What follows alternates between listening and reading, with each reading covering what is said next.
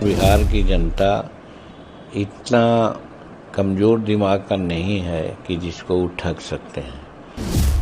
आज जातीय जनगणना के नाम पर लोग श्रेय लेना चाहते हैं और ये लालू जी इतना कदावर नेता थे जो राष्ट्रपति शासन अधिभोग होने के बाद जब राबड़ी देवी को रिज्यूम करना था तो राष्ट्रपति जी का निवास था उस समय मॉस्को में यानी रूस में, रातों रात वहाँ दस्तखत करवाए थे। इतना कदावर नेता थे भारत के रेलवे मंत्री होने के नाते। तो जब ये वो करा सकते थे, अगर चाहते थे जातीय जनगणना कराना तो क्यों नहीं उसमें कराए। देखिए, भारत की जनता और बिहार की जनता इतना कमज़ोर दिमाग का नहीं है कि जिसको वो ठग सकते हैं। आज जातीय जनगणना के नाम पर लोग श्रेय लेना चाहते हैं तो 2014 के पहले किसकी सरकार थी? अब थोड़ा दिन अगर छोड़ दिया जाए वाजपेयी जी की सरकार, उसके पहले किसकी सरकार थी? और ये लालू जी इतना कदावर नेता थे जो राष्ट्रपति शासन अधिभोग होने के बाद जब राबड़ी देवी को रिज्यूम करना था तो राष्ट्रपति जी का निवास था उस समय मॉस्को में यानी रूस में, रातों रात वहाँ दस्तखत करवाए थे। इतना कदावर नेता थे भारत के रेलवे मंत्री होने के नाते। तो जब ये वो करा सकते थे, अगर चाहते थे जातीय जनगणना कराना तो क्यों नहीं उसमें कराए। ये सब झूठी बात बोल करके श्रेय लेना चाहते हैं। और नरेंद्र मोदी जी से नीतीश कुमार जी के नेतृत्व में हम लोग मिले थे आज से साल भर पहले, और उस समय भरवेटम बात हुई थी। उस समय उन्होंने न और हाँ कुछ नहीं कहा था, तो हम लोग समझते थे कि मौन स्वीकार लक्षण है। लेकिन उसके बावजूद उन्होंने एक संकेत दिया था कि राज्य अगर चाहे तो जातीय जनगणना करा सकता है। तो नीतीश कुमार आए और जातीय जनगणना उन्होंने कराया। दूसरा राज्य भी देश का है, उसने भी कराया। तो कहने का मतलब कि नरेंद्र मोदी जी शुरू से ही नकारात्मक भावना का आदमी नहीं थे। वो चाहते थे कराना, लेकिन समय की तकाजा थी, समय की बात थी, उसमें कई एक उलझनें थी। जब उलझन समाप्त होते देखा गया तो उन्होंने अभी लास्ट कैबिनेट में डिसीजन लिया जो ऐतिहासिक डिसीजन है। और ये श्रेय पूर्णतः नीति ये नरेंद्र मोदी जी को ही जाता है। दूसरा कोई अगर कहते हैं तो छोटी दलील है।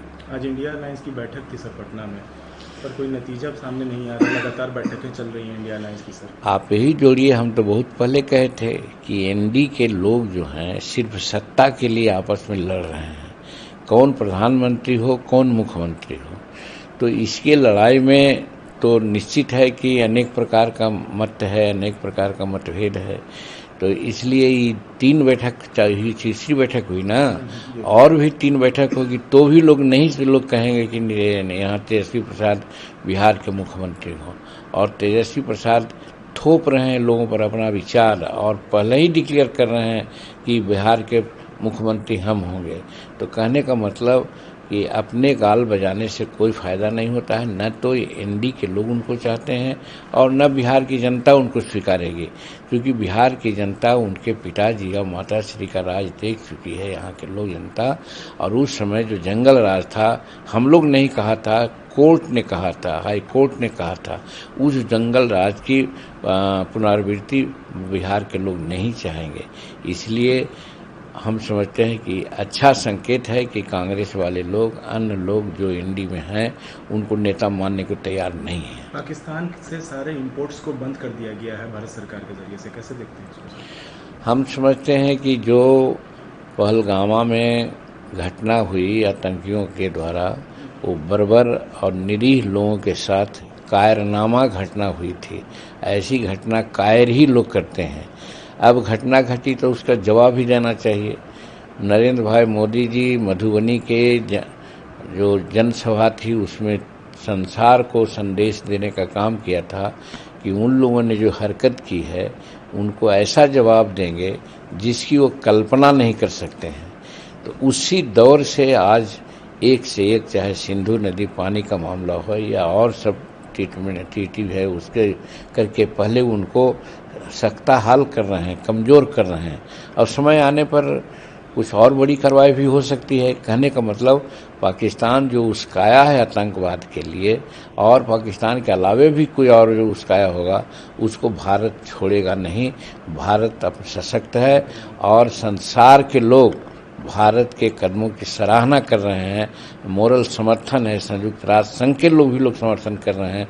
वैसी परिस्थिति में आज भारत का सेना, भारत के लोग तत्पर हैं कार्रवाई करने के लिए, और कार्रवाई आप एक दिन देखेंगे कि भारत के लोग खुश हो जाएंगे कि उचित कार्रवाई हुई।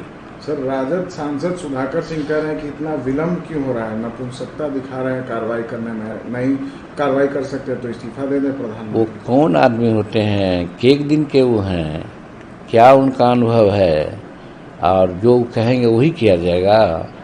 अपने उत्तरदायित्व का ज्ञान बहुधा हमारे संकीर्ण विचारों का सुधारक होता है।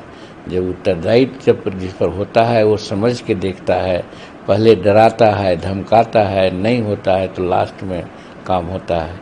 कोई भी चीज़ पर कोई की परिणति तुरंत ही हो जाए, वैसा नहीं होना चाहिए। इसलिए अगर वो ऐसा करते हैं तो उनका ये बचकाना बयान है।